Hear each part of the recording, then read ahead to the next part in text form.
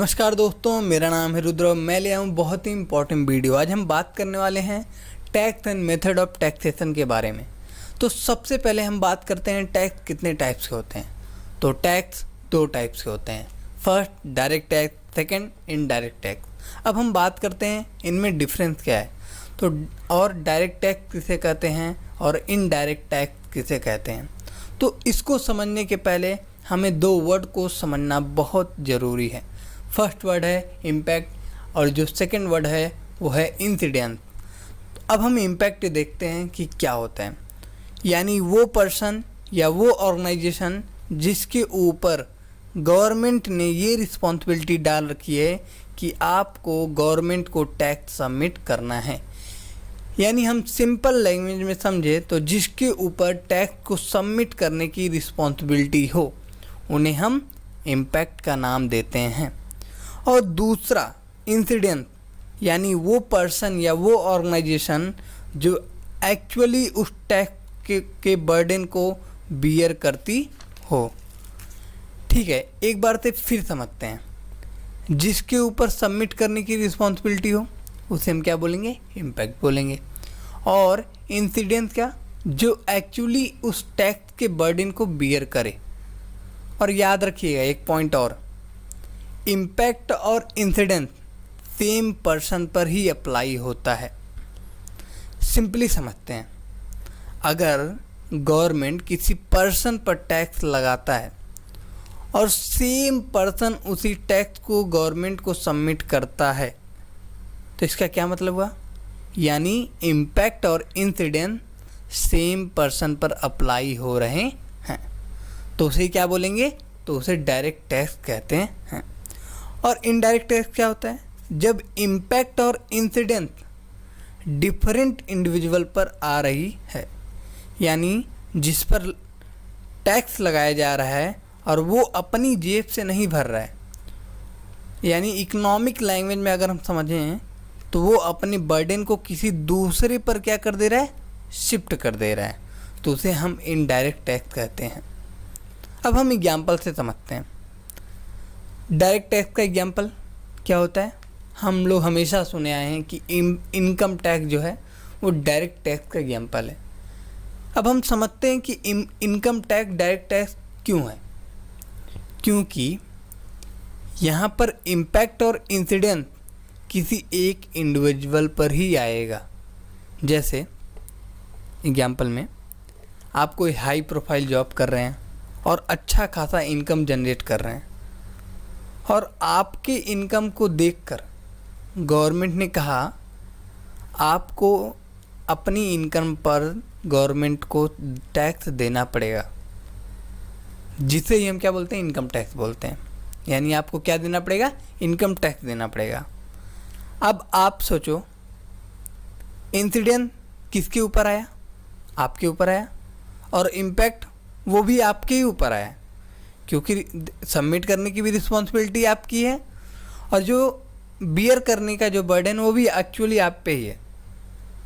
और इसको थोड़ा और सिंपल लैंग्वेज में समझें तो क्या आप इस टैक्स को किसी और के ऊपर शिफ्ट कर सकते हैं? नहीं। ऐसा तो है नहीं कि आपने कह दिया कि मेरा मन नहीं है, हाँ, इस महीने मैं नहीं दूंगा, मेरा जो दोस्त है वो दे देगा। वो बेचारा अपना जॉब कर रहा है, पता नहीं कौन सा जॉब कर रहा है, अब वो तुम्हारा देगा। वो आप तो अपना बर्डन शिफ्ट तो नहीं कर सकते हो।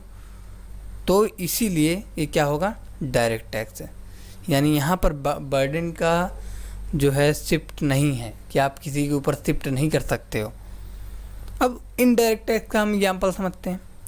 तो जीएसटी सबसे सिंपल है, गुड्स एंड सर्विस टैक्स, ये एग्जाम्पल है इनडायरेक्ट टैक्स का।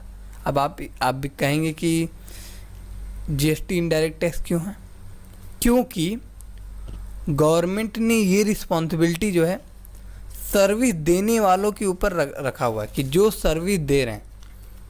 ठीक है, जैसे एग्जाम्पल आप मॉल में जाते हैं, कुछ सामान लेते हैं, वहाँ खाते हैं, पिज़्ज़ा बर्गर जो भी खाते हैं, तो आप तो टैक्स देते नहीं हैं। तो गवर्नमेंट ने उनसे बोला हुआ कि जो आप सर्विस देंगे, यानी आप सर्विस दे रहे हैं तो आप हमें टैक्स देंगे। लेकिन वो भी आप अगर देखो तो वो भी तो एक इंडिविजुअल है, वो भी तो एक ऑर्गेनाइजेशन है ना। तो आप कहोगे कि इम्पैक्ट और इंसिडेंस यहाँ भी लागू होगा।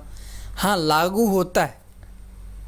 जब जीएसटी सबमिट करने की बात होती है तो सर्विस देने वाला क्या कर देता है, अपनी बर्डन को शिफ्ट कर देता है कस्टमर के ऊपर, क्योंकि आपके ऊपर वो शिफ्ट कर देगा। वो कैसे?